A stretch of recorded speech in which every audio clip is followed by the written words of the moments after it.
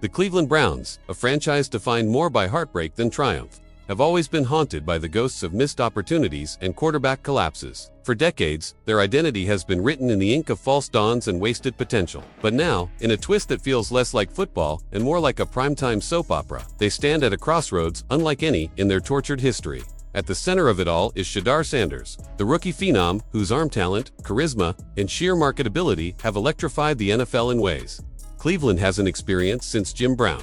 Sanders was supposed to be their savior, the quarterback to finally break the curse. Instead, he's become the lightning rod of a crisis that could define the Browns for the next decade. Word has erupted across league circles that Sanders has been offered a staggering $90 million package to walk away from Cleveland. This isn't just another rich rookie deal. It's a nuclear offer, laced with $65 million in guaranteed cash, endorsement contracts more dazzling than a Super Bowl ring, and even perks unheard of in football history. Insiders whisper that Sanders would be allowed to handpick his own coaches, architect the offense around his style, and almost laughably rename the stadium itself. Social media has already run wild with mock suggestions like Shadur's House of Pain. But for Cleveland's brass, this isn't a joke. It's an existential threat. Inside team headquarters, panic reigns. Owner Jimmy Haslam is reportedly volcanic, summoning emergency meetings that stretch deep into the night. Executives pace the hallways like characters in a disaster film, each new rumor landing like a missile strike. Even interns are sweating through their suits as if they've been dropped into the middle of the Cuban Missile Crisis. They know what's at stake. Sanders isn't just a quarterback. He's a walking ATM, the franchise's financial engine. Since draft night, jersey sales have exploded.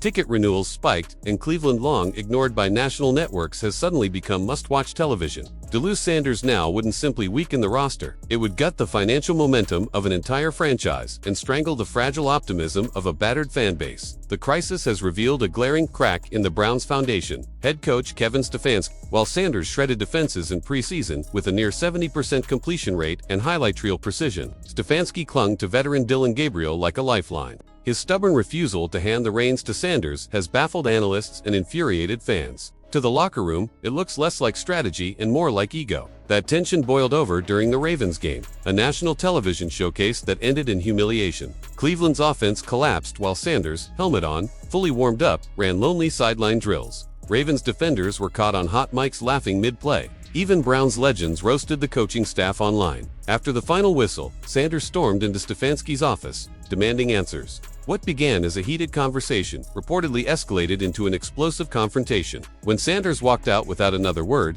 teammates were left stunned, and whispers spread that the relationship between quarterback and coach might already be beyond repair. Stefanski's gamble isn't just alienating his star player, it's tearing the locker room apart. Offensive linemen who risk their bodies every snap want Sanders under center. Wide receivers, desperate for highlight reels and contract incentives, quietly seethe at being tethered to a sputtering offense. Even defensive veterans, usually insulated from offensive drama, have begun throwing helmets in frustration, exhausted from compensating for constant 3-and-out. Practices have grown tense, filled with silent glares and muttered complaints. What began as murmurs of frustration has snowballed into a locker room fracture where players openly divide themselves between #Team Shatter and #Team System. The fanbase, long known for its almost irrational loyalty, has reached a breaking point. Cleveland fans have endured decades of misery, from the franchise's infamous relocation to Baltimore in the 1990s to the carousel of quarterbacks who promised salvation and delivered heartbreak. Couch, Johnny Manziel, Baker Mayfield. The list goes on. Even the fully guaranteed megadeal for Deshaun Watson ended in controversy and disappointment. Yet through it all, the dog pound never abandoned ship. But the Shadur Sanders saga has tested even their patience. The moment the $90 million rumor surfaced, social media detonated. Hashtags like #FreeShadur and #FireStefanski trended worldwide. Petitions calling for Stefanski's firing racked up over 100,000 signatures overnight. Season ticket holders, once proud to brave blizzards and dog masks, now threaten boycotts. Bars that once buzzed with optimism now host Fire Stefanski watch parties.